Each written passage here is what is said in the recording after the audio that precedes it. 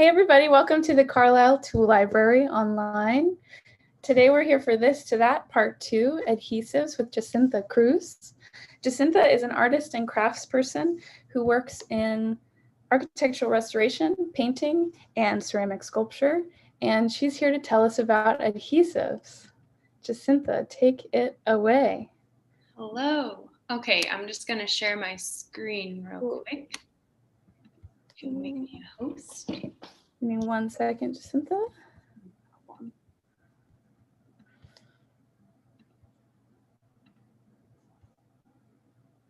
Well, I can just. Right, you're good. Okay, let me do that. Okay, so today I'm just going to kind of give a basic overview of adhesives common to obscure for the absolute beginner, really.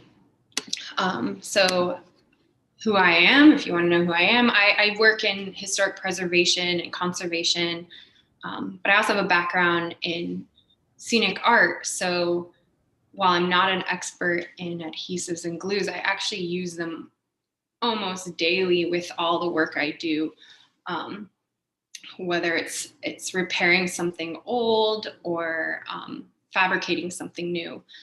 So I'm gonna go ahead and talk a bit about adhesives. So we all experience adhesives, even from just using like tape or Post-it notes. But what I really want to talk about are what are adhesives and how can they be used. So I'm going to give you a summary of many different glues that I really like, some of my favorite common glues, as well as some traditional glues that I use. I also want to talk about a little bit of their history and how they've been used in the past, because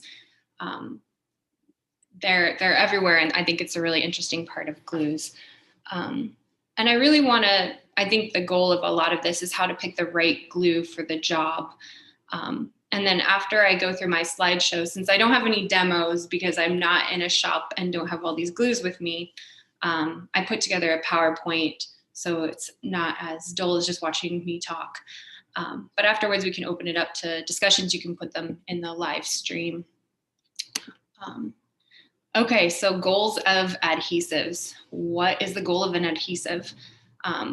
Basically, it's adhere one thing to another. So when I need to attach something, I start to think about what are the materials that I'm trying to adhere, what they're made of, and what would bond the two together. And bond is a really key word here, because it's important to have a good bond, so that you know that the materials will stay together. One detail when picking a glue can change an entire situation. So what something's made of or what glue, it all has to correspond with each other. So while some adhesives may be good for a multitude of applications and conditions, you'll get best results if you really think about the characteristics of the adhesive requirements and the project.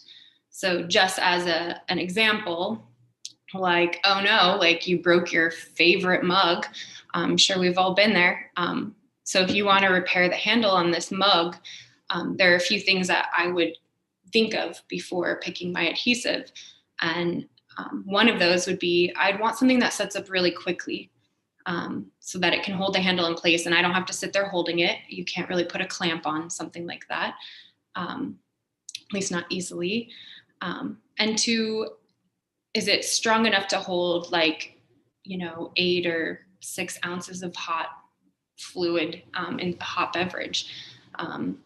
And is it relatively invisible? Because if it has a nice design on it, you don't necessarily want to cover that. And some glues don't dry clear. And 4, I would want the adhesive to be waterproof. So it wouldn't dissolve as I wash it in the dishwasher or something. Whereas like a woodworker would look for a whole different set of characteristics in a glue based on what they need. So these characteristics, the mug, which is the substrate, is something that I consider when I'm thinking of the glues I go to. So I'm going to go through 4 questions that I really think are worth asking yourself when picking a glue. And One is, what are the substrates that you're bonding? And green, the green dots here, that's the substrate. So that'd be one part of like the example, your mug, and this would be the broken piece. So what are you bonding? What is the material?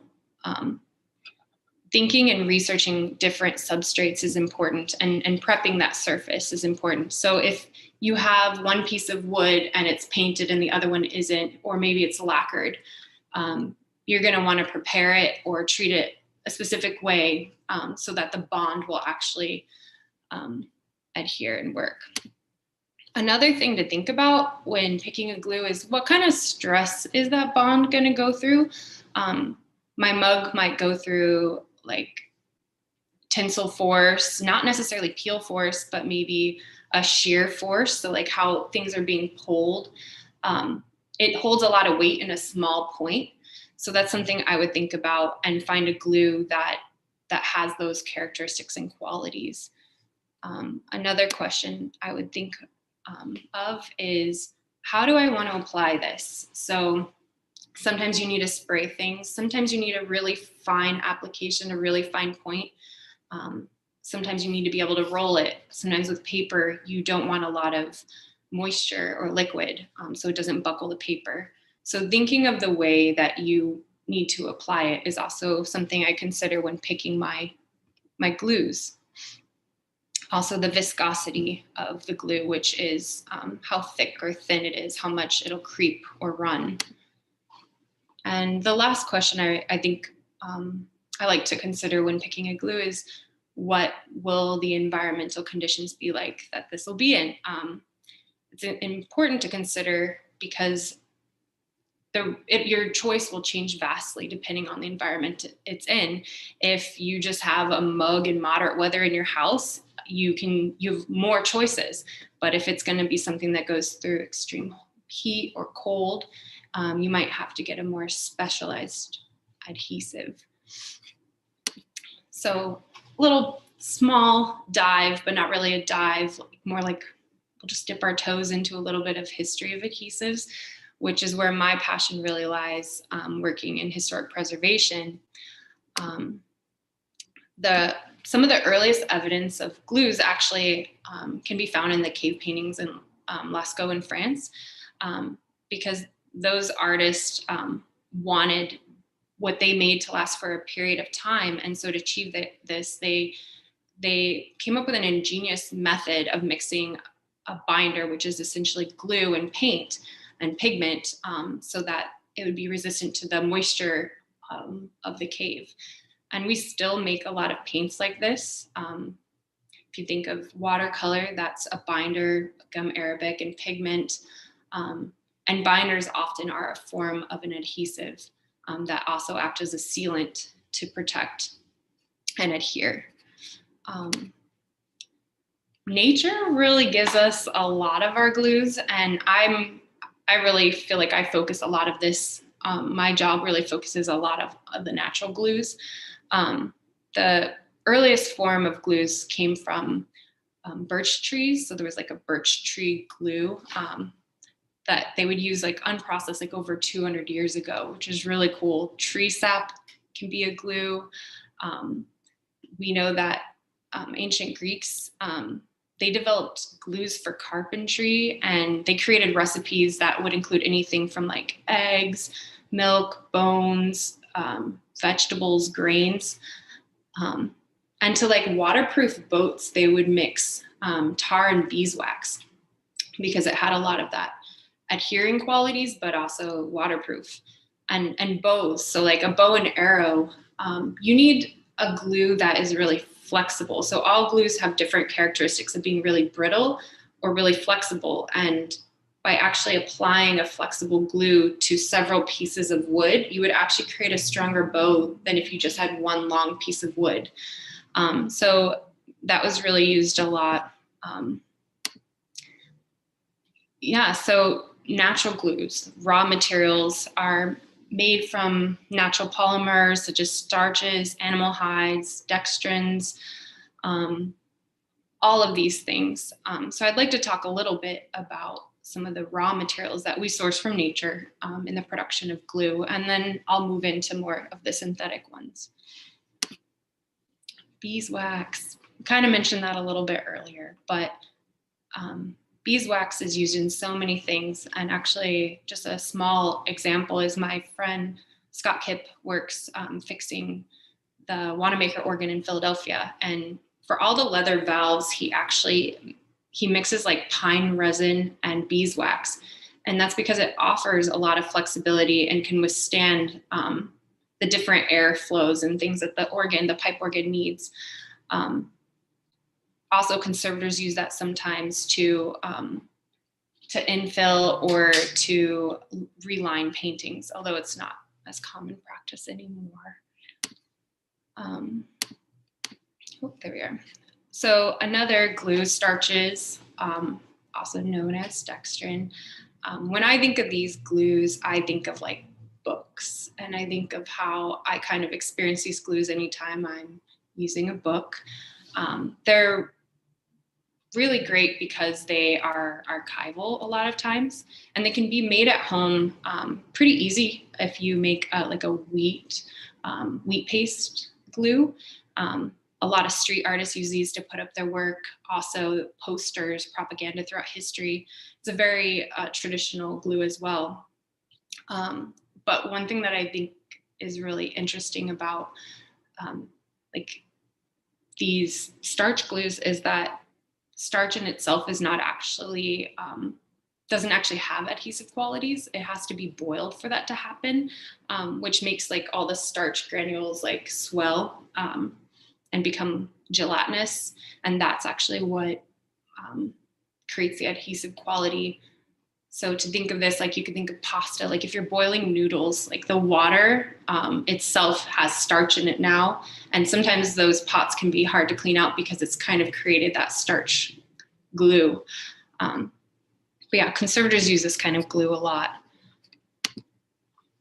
Now, another glue that's very popular historically and for like furniture repair and period pieces is protein glues, which is made from the prolonged boiling of animal hides, hooves, and different connective tissues. My favorite, which I've had a lot of experience using along with Mo, is hide glue.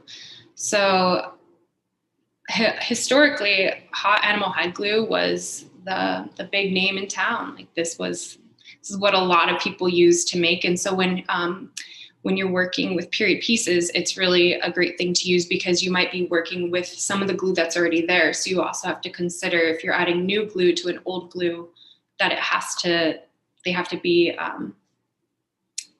have to work together. I can't think of the word right now. But it's really great because it's really strong and doesn't need clamping all of the time, because when it dries, it shrinks, which creates more of a vacuum type effect. Especially really great for veneer, which is how I've mostly used it. You can now buy it like this, pre-mixed in a bottle, where you can use it straight out of the bottle and you don't have to heat it up. But how I use it and how it's traditionally made is you would have a hot pot, you could use a crock pot, and you'd have a jar of water, and then you would actually get the hide crystals. And they come in different grams of like strength for what you need. And you mix it in with a little bit of water and heat it up and get it to the right temperature, and you can feed it underneath your veneer pieces to repair it. But yeah, this is a really great product. There's just some veneer. But an average person might not go to this glue. It's not necessarily one that you will always use in the wood shop.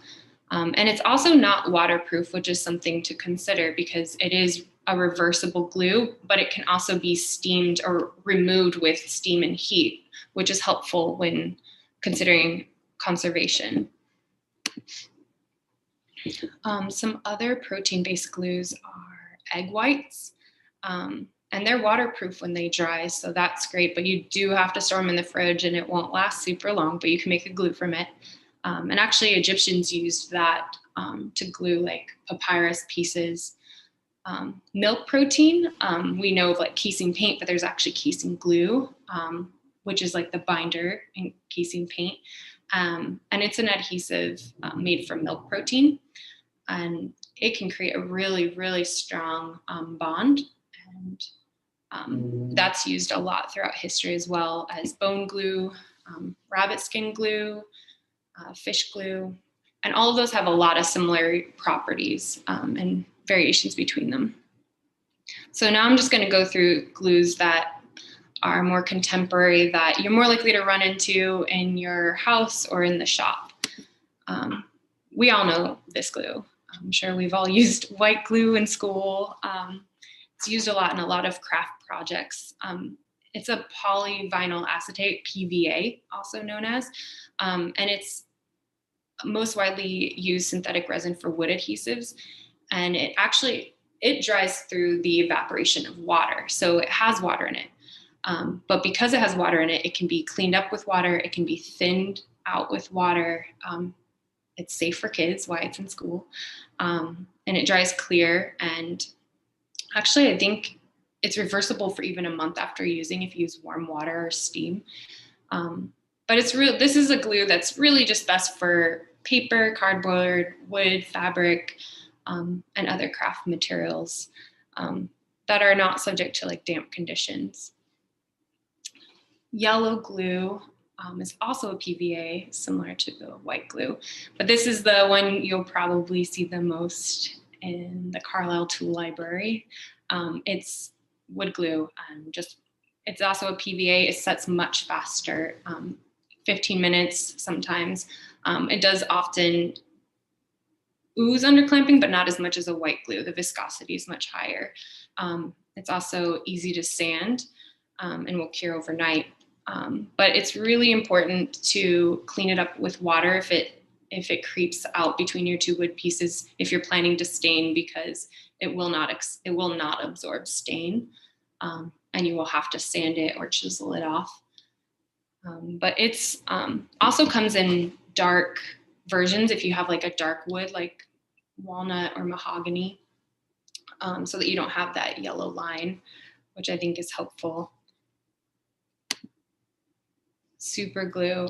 So this is a glue that I'm going to spend a little bit longer talking about, because I feel like I personally, and maybe some of you can relate, have like a love-hate relationship with this glue.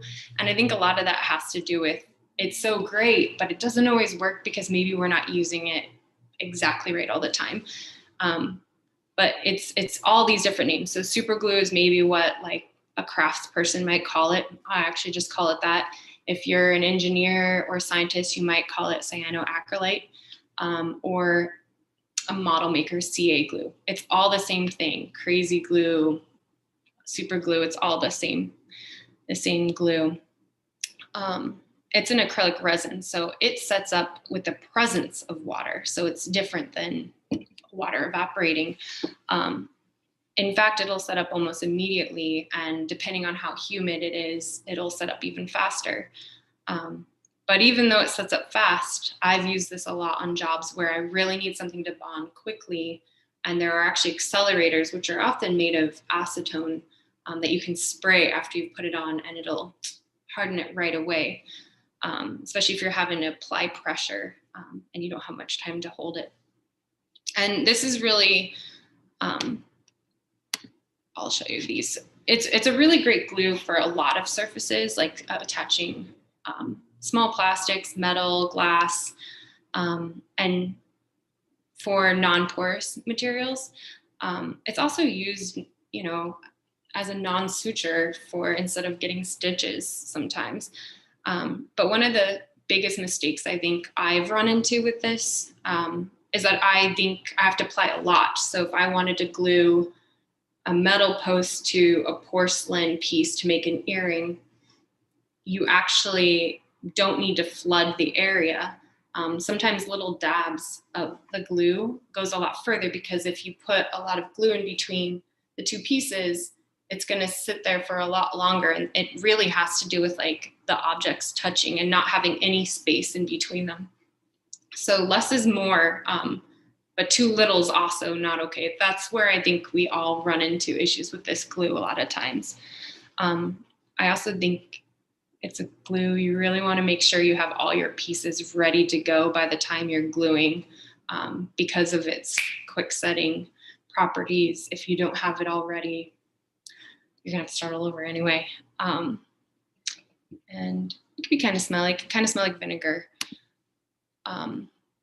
Some good tips is if you want it to last longer, you can store it in the fridge. But a really cool thing that I learned is if you have something that has a gap, because this glue is really, it dries clear, but it's not good for filling gaps in any sort of way. You can use baking soda with it to kind of fill in that gap. And so for this is like a watering can with a hole in it. This guy here is pushing it in to show you. You can put on some super glue and then sprinkle a little bit of that baking soda on top, and then go back over it with super glue and kind of build it up. And it will form a really hard, waterproof bond that won't allow water to get through it. So that's something that's really great for that. It's a great choice for bonding wood, ceramic, glass, leather, and some types of plastic. But it's not really always great for gluing gaps unless you do that method, and that's only dependent upon the material. And too little or too less can make it very finicky. And if you also, it's not really good for certain like foamed plastics, because it'll melt them actually, unless it specifies on the bottle. Another common glue, which we probably all know is like a household name, is this glue right here, Gorilla Glue, maybe the Type Bond, but I feel like everyone kind of knows Gorilla Glue, Gorilla Tape. You might not run into all of these depending on what you're doing. But polyurethane glue, also known as PU glue, is often yellow, and it foams when it cures. It can form a really strong water-resistant bond, and it really is good for filling cracks, in opposition to the super glue, because it does expand a little bit. It can attach and stick to a wide range of materials, from paper, textiles, metal, glass, plastic. It also is really good with, when you're thinking about environment, humidity swings and different temperature. It's great for outdoor use. So this is a go-to glue for that. This is just an image showing how it kind of foams. And sometimes if you really want to increase a bond with this glue, you can spray what you're going to glue with a little bit of water, like a little mist, and that can increase the bond. This glue can be painted, stained, sanded. It's pretty versatile. And it cleans up with mineral spirits while it's wet, but once it dries, it's good luck getting it off of things. It's pretty on there. And so I recommend wearing gloves if you use this glue, because it won't be easy to get off. And not everyone wants to wipe their hands with mineral spirits to clean off all of this anyway. But another thing that's great about this glue is the application uses. Like we were talking about, one of the questions asked, like this can be applied even with a glue gun, a spray gun. It can be rolled or brushed, as well as just squeezed out of a tube. So it has a lot of options. And so does super glue. They have different viscosities, like there's the gels and stuff, but you don't really spray super glue, so it wouldn't work for everything. Epoxy. So this is a really strong glue. It's a super awesome glue. It's really strong, and it can glue almost anything to anything. I'm sure many of you have seen like 2-ton epoxy or 5-minute set epoxy, and they often come in like these little tubes at the hardware store where there's a part A and a part B. If you buy them in more industrial quantities, they come like this. My favorite is this one called the West system, because I often use it with wood repairs, fixing pieces like of a bench that's missing. I can mix it with these things called micro balloons, which are like little glass balls or paper pulp that they add volume and allow me to build it up so it's really viscous and it can almost like sculpt with it and put it in a mold and then shave it down and sand it. And it creates a really waterproof bond. And this kind of glue, epoxies are, they're 2-part thermosetting glue. So that's a heat reaction. When the 2 pieces mix, it creates this heat reaction that allows it to cure. And they can be tricky because the key is really making sure you mix them well to get that bond. Oops, I'm sorry about that. And these epoxies, they vary so much that there's just so many brands of all of these, and every glue is going to say they're better than the other. Here, they're actually, because it's kind of a resin, they're taking a beautiful piece of wood and filling it with colored epoxy resin just as a decorative element. So it can be used to seal as a decorative element, so many things. They're, like I said, diverse, and they range from like paste fillers that can be formulated to kind of look like wood, or they can be water white adhesives that can be used to mend glass. And there's also really good epoxies for really load-bearing conditions because these are really strong. So I kind of did this for all the glues, but it's just not that interesting to look at words all the time, so I threw pictures in. But there's positives and negatives to all glues. And as I mentioned, this glue epoxies have great, excellent gap filling properties, and you can add things to them to make that even more so. They have to be mixed. My biggest tip is just make sure you've mixed those 2 parts, because if you put it on and you didn't mix it well, it'll just always stay kind of sticky. It doesn't always work because it's a chemical reaction. It's not drying because it's exposed to air or because it's losing moisture. These glues are used in a lot of things, like they're probably in my cell phone. They're in circuit boards. They're in a lot of electronic things that we use every day. But they're not always good for all plastics either. So I always just read every bottle of everything I'm using, because there's so many glues out there that there's something for every job.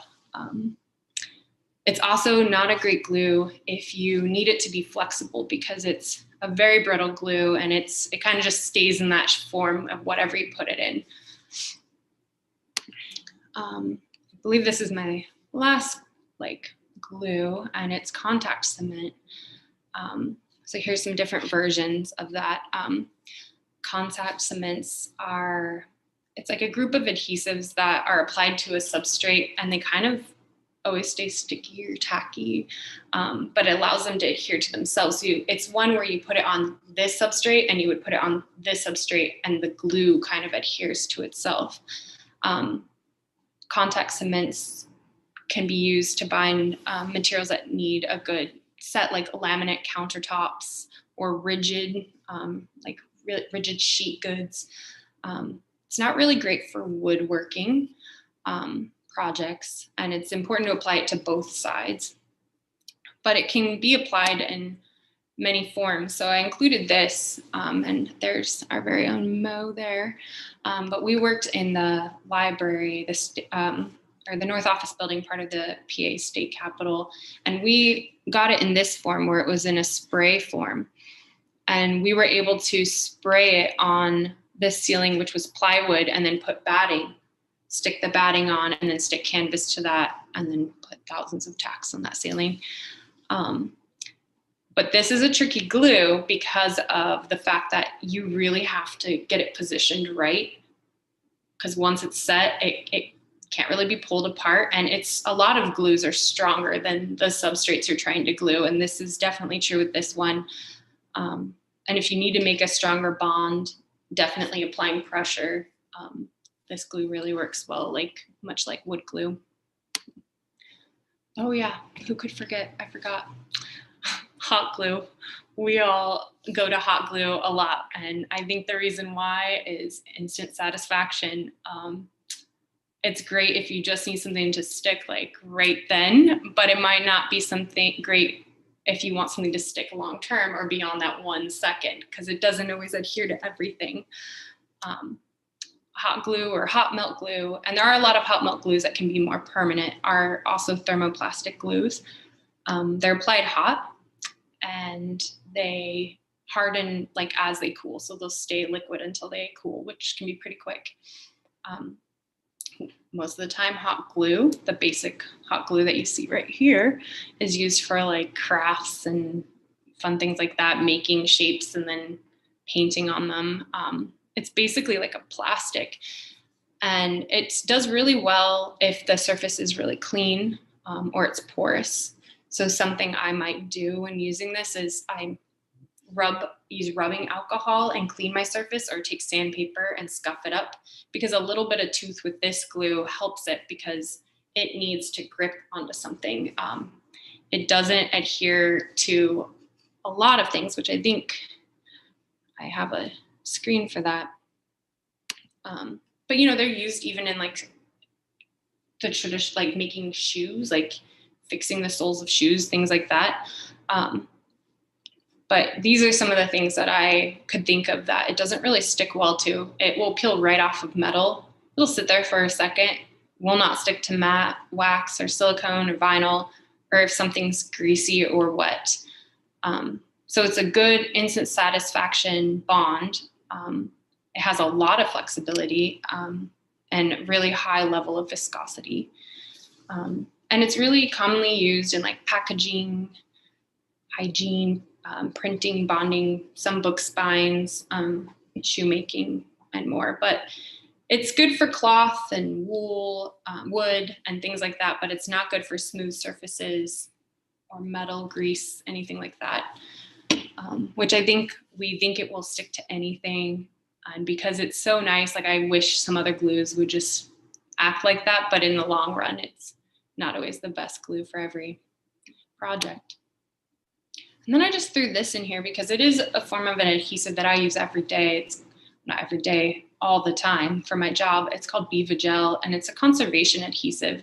And it's used because it's reversible, but it's also activated with heat. And when you're relining a canvas, which means you're taking your old canvas and taking a new piece of canvas and sticking them to each other so that the old canvas is stronger, you want something that's reversible, that is flexible, but you also, you let it dry almost before you put it together, and you use a heat iron, like she's using right there. You use an iron to have it bond. And that way you can also remove it with heat if you wanted. It doesn't get really brittle, so it won't affect the paintings. And it comes in like sheet forms, like you can get it in rolls and little slivers, or it comes in big jugs as a liquid, and there's solvent-based and water-based ones depending on what you need. But this is an adhesive that I'm really comfortable with because I use it so much, and it's not one you might need often. So some adhesive advice. Glue sticks to substrates, but it also sticks to itself. So make sure that they're compatible. So if you have super glue and hide glue, they're probably not gonna like each other and stick to each other. A great source, there's a website, This to That, that is like my dream website. And a success of a bond is dependent on the amount of surface area. So you're gonna have a better bond if you're gluing something like this versus like this, just because the amount of surface area, or if it's bouncing like that. And consider the shelf life of glues, because you think you buy a big tube of glue and it's gonna last you forever in your shop, but most likely you will have to buy it again because the shelf, it just dries on its own, especially if any bit of moisture in the air can get inside that bottle. So to summarize everything, these are just a few glues. There's so many I didn't cover, and there's so many glues to think about, and figuring out the right glue for a job is a puzzle every time. And even though I know of a lot of different glues, every time I have to glue something, I have to ask myself these questions and then do tests a lot of times. But these are the questions that I think are worth asking. What am I gluing? What substrates am I bonding? And what stress will that bond go through? and how do I want to apply that adhesive, and what environment will it ultimately be in. And if you think of those things when you're picking an adhesive or glue, I think you're set in the right path for success with that bond. So yay, your mug will be fixed. And I would recommend super glue. So that's it. Thank you so much, Jacintha. Jacintha is such an expert on all of these things, and expert is maybe the wrong word. She wouldn't like that, but we're both generalists in an endearing way. We both embrace generalism. So give me 1 second, Jacintha, if you wouldn't mind switching me back to host. Oh yeah. There we go. I can make sure that we can all see the same thing. I have a quick question for you to start the questions. When you're thinking about glues and clamping, what glues benefit from clamping and what glues like maybe don't necessarily benefit from clamping? Right. Well, I think there's a couple things to consider with that too, is like if it can even be clamped, like the mug would be a hard thing. But a PVA glue, a lot of glues do really well with pressure, and especially a wood glue. It's almost necessary because otherwise there's just going to be this pool of glue that never is really seeping in. A lot of these glues don't seep into the wood, which is great for some things, but you need to clamp it down. The hide glue, you don't need to clamp. So that was a great example of a glue that also can work with wood, but it has properties inherent to itself that makes it so you don't have to clamp it, which is great if you're working on, which is how I've used it a lot, like walls, like veneer walls. I can't really get a clamp to a whole wall panel unless I removed it and took it down. So based on how I'm going to have to repair or glue or fabricate something, I would also choose my glue on whether I have to clamp it or not. Cool, thank you so much. We also got a question on Facebook that was asking about glue for flooring, and I know that's a tough question, but I was wondering if you could maybe offer a little bit of advice when it comes to gluing things, that will be used underfoot all the time. Yeah, I think that's where I would spend time on the internet to look up what products exist, because right off of my head, I can't really think of many, but I would think of, there's glues that are made just for that also have a high viscosity and some grit to it that can attach to like a tile base, like, or a terracotta base. So I think that's an important thing to look for. CP9, that can be used sometimes. I was thinking of like mosaics in Philly and just how those can be placed on the floor and on walls all over Philly. And liquid nails is something that the artist Isaiah uses a lot. And that is really great because it immediately can hold onto some weight and it won't fall.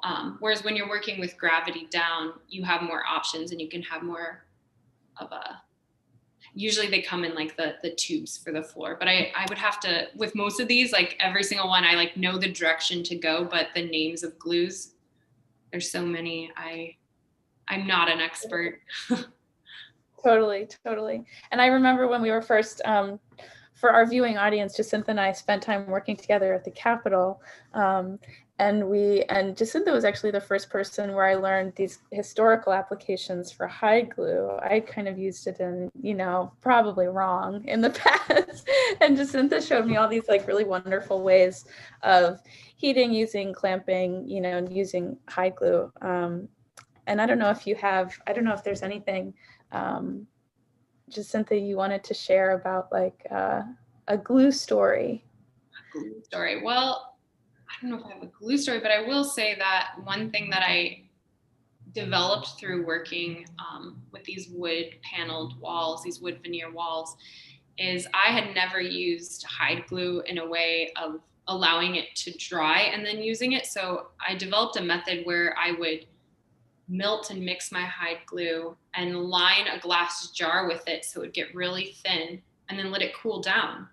And then I would break that into little pieces kind of looks like shellac flakes. And they would be so thin that because I couldn't, there would be just a crack in the wood, and I didn't want to add more stress to the veneer.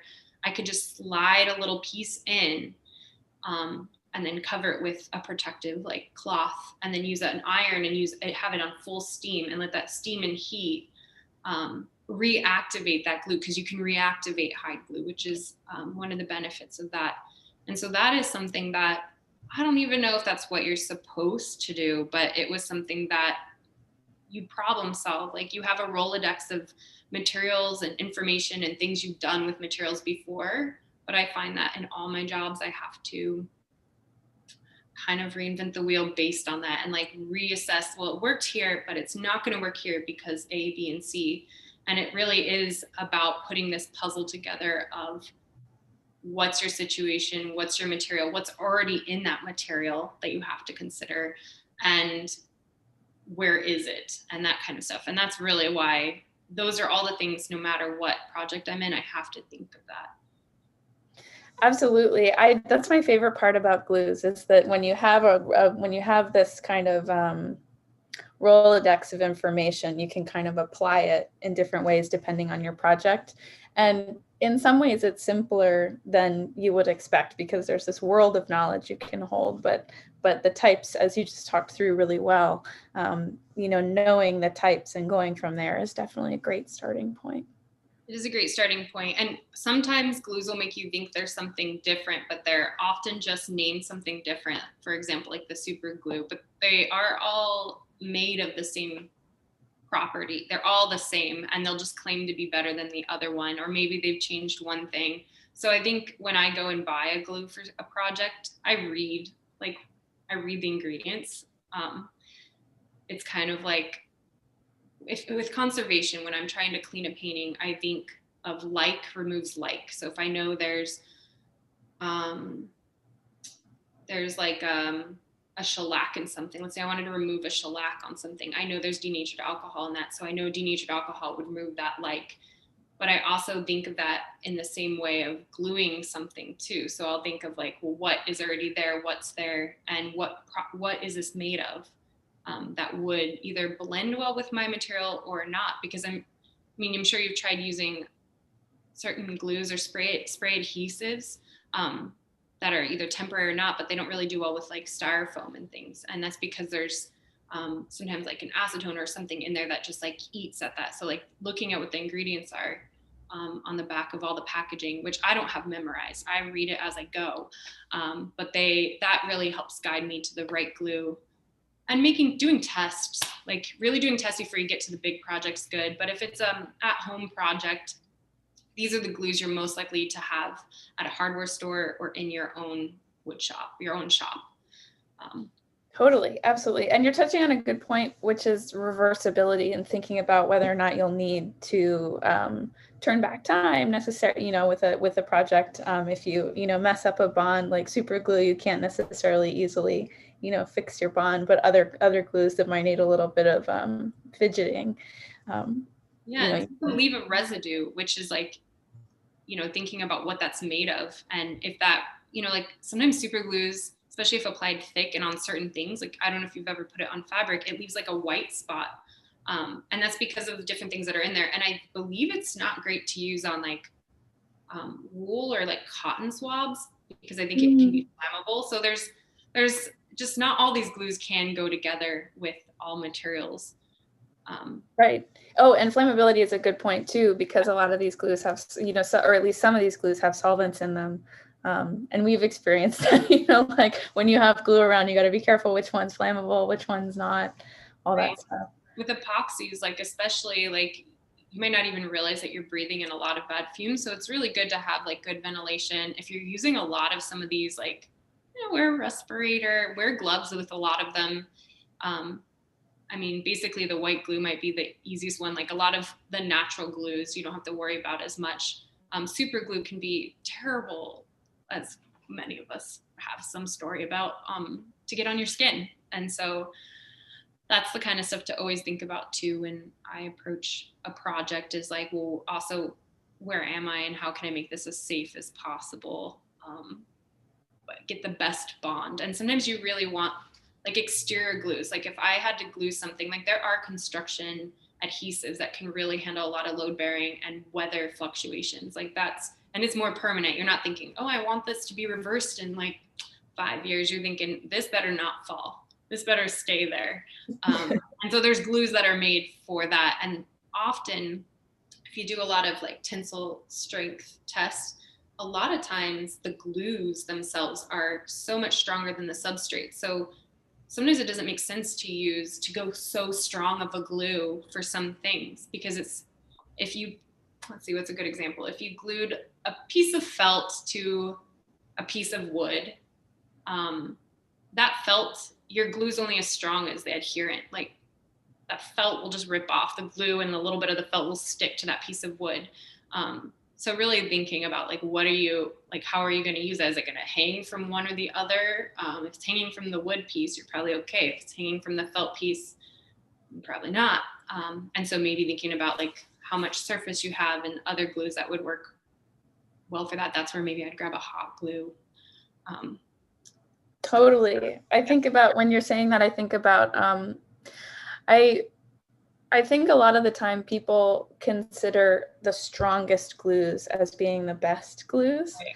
And sometimes I think when, speaking about this, having all this Rolodex of information, sometimes you don't want your glue to be stronger than the material it's binding. And in fact, you don't often want that.